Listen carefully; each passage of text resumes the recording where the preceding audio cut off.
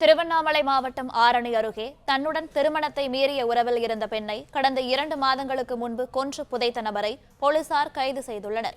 கொன்று புதைத்த இடத்தில் உயிரிழந்த பெண்ணின் எலும்புக்கூடுகளை போலீசார் கண்டெடுத்துள்ளனர். இது தொடர்பான கூடுதல் தகவல்களை எமது செய்தியாளர் பசுபதி வழங்க கேட்கலாம். பசுபதி, வணக்கம். இந்த சம்பவம் பற்றிய மேலும் விவரங்கள். நிச்சயமாக திருவண்ணாமலை மாவட்டம் ஆரணி அடுத்த எட்டியாடு காப்புக்காட்டு பகுதியில் 2 மாதங்களுக்கு முன்பு கைக்குட்டையால் தனது கொலை செய்யப்பட்டனர். மேலும் ஜமுனாமுத்தூர் பகுதியைச் சேர்ந்த தீபா திருமணமாகி பிரிந்து வாழ்ந்து வருகின்றனர்.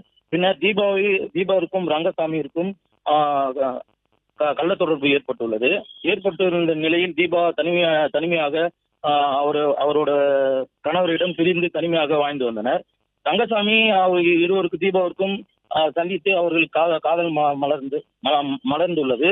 மேலும் தீபாவை தனிமையில் சந்தித்த போது அவரது கைக்குட்டையால் தனது கைத்தை நெரித்து கொலை செய்தனர்.